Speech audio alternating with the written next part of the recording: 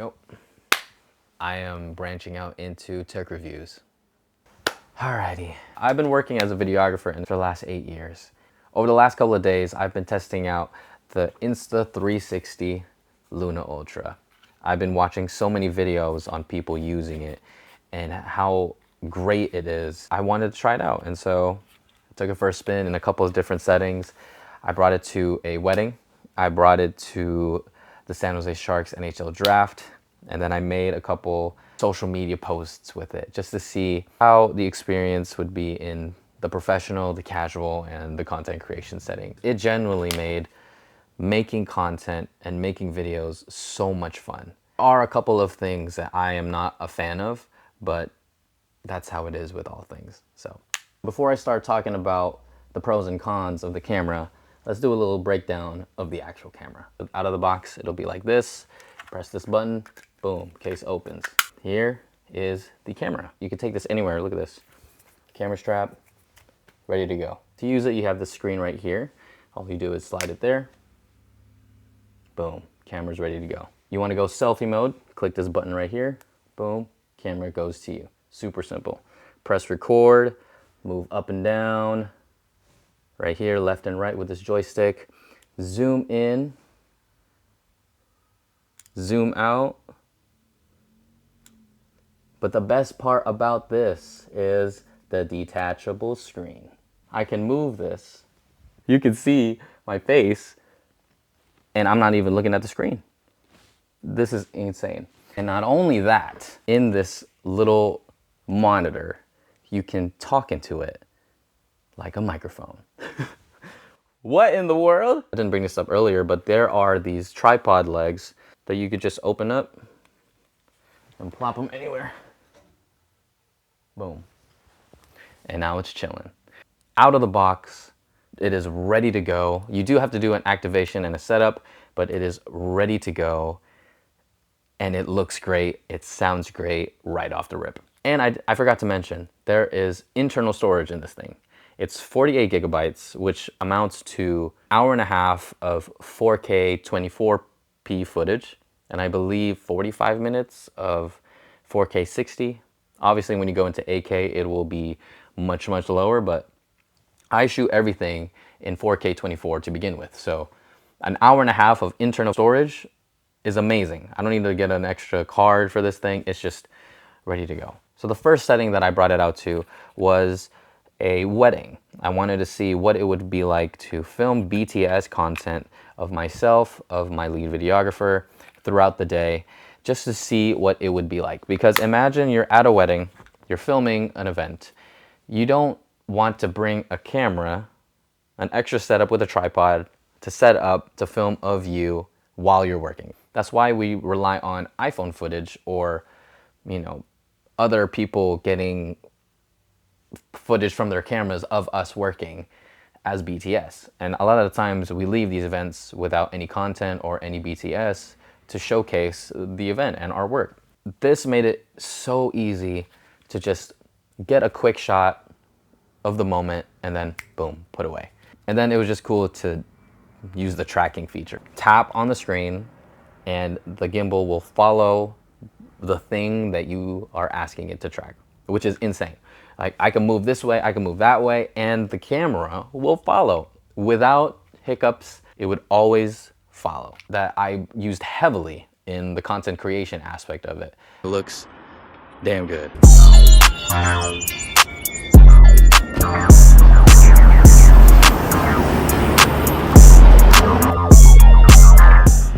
When I am going out and I want to capture something, I typically bring this setup, which is a Sony a7S III with, a zoom lens, an ND filter, and then a mic maybe.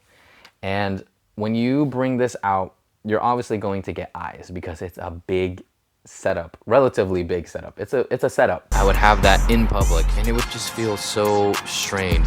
People are still looking at me like, what the hell is this guy doing? But it's so simple, it's so small, like the setup is so easy, and then you have this beautiful screen that does everything for you. It felt like less intrusive. I didn't care as much either. I just opened the legs, boom, ready to go. And I would just do it. Maybe it was just me feeling a little extra confident that day, but it definitely made going out in public and making content a little less scary, or a little less, quote unquote cringy or whatever. My main focus was using the tracking. External mic on the monitor, it just worked so well. I was in a noisy environment, cars were driving by me. The quality of the audio is so crisp, and it was just nice. It wasn't like some in-camera audio. It was really nice quality, which surprised the shit out of me. And then I got this really cool shot of me going up the stairs and talking, and the gimbal just tracked it perfectly. Typically, if I do a shot like this, I'd have the tripod and it would just be very stationary. Then I have to think about autofocus. Is it focusing on me? Am I centered? Like, these are all these thoughts that I'm having when I'm filming this kind of stuff in public with a big ass tripod. But right now, I'm not even thinking about that. I know for sure that this is capturing everything perfectly. I'm in frame, I'm centered, and it looks damn good. It just blew my mind, man. I was like, this is amazing. The last setting that I took this thing out on was the San Jose Sharks NHL draft party. I wanted to do more of a vlogging style video, and I just wanted to capture what was going on, my experience, and I wanted to see just how seamless it would be to incorporate that vlogging into the day with the Luna.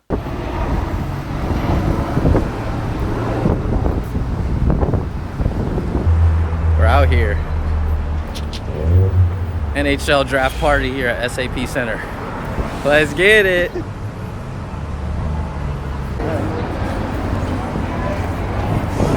We're in. We're in. We're in. Let's go.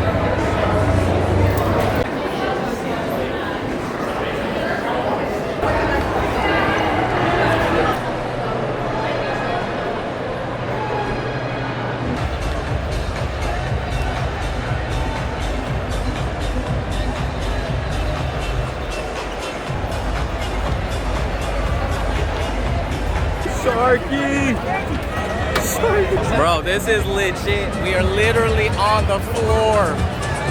We are on the floor.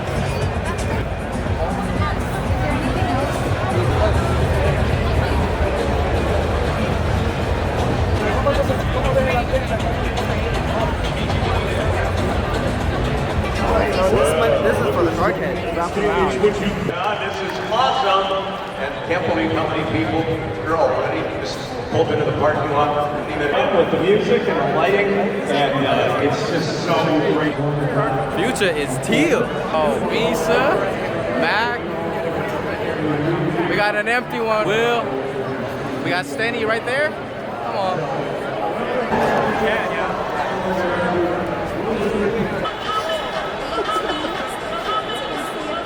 From excitement. There's our guy Misa.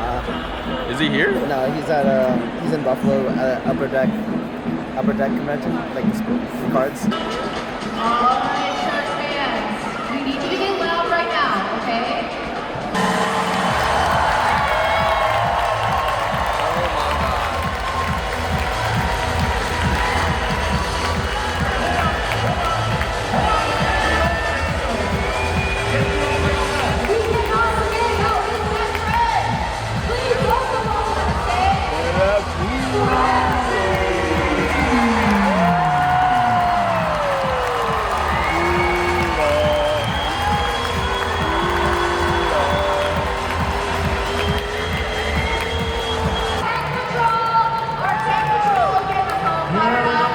And how about our broadcasters? The boys with their draft lottery luck win the draft lottery in May, and they have the right to pick first. 5 blue line blue. I want Stenberg. So you see teams trying to get up in that tier. Chase Reed is also up there.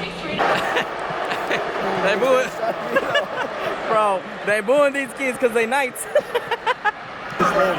can see it on the line without that. We know. Whoa!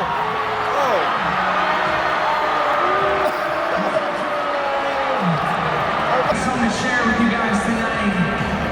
I don't know if am I supposed to come up right up here? Bro, I really said. But he's got a message for you. And I wanted to show you up on this screen right here, right now. It's time. It's time. Worked my whole life towards this. Number two. Let's go. Sharks are on the cliff!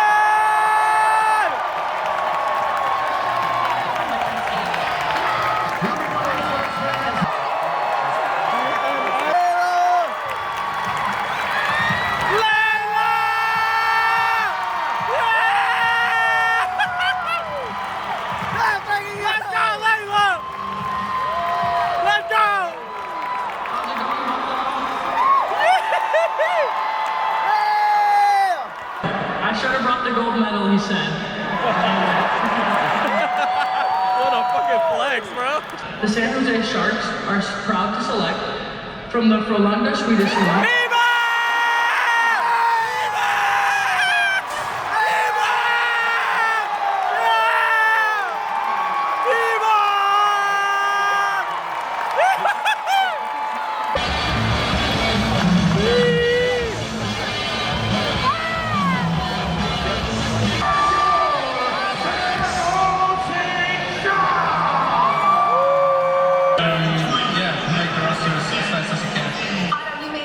So I was basically sitting in the stands and we were watching the party on this big screen. And this, you know, the main lens on this is a 20 millimeter, but it has a 12x zoom, which is wild. Now, is it good quality 12x? Not really. But if you go to 1, 2, 3, and 6x, it's pretty damn good. I zoomed in 2x and 3x, I believe, to get the big screen in the middle of the stadium, and it looked really good, man. Like, I was even able to zoom in on the crowd. I was zooming in on different things that was going on. Overall, in those 3 scenarios, I enjoyed using this camera because it allowed me to do everything that I want from my camera, but in a small package. Who is this for? This camera is for content creators and vloggers and people who just want to make content very, very easy. You want to get the thinking out of the way and you just want to create. This is for you. If you take this out of the box and just start recording with it in just basic standard profile, you are going to be very, very, very happy. Now, the cons of this thing. I don't like the log that is in this.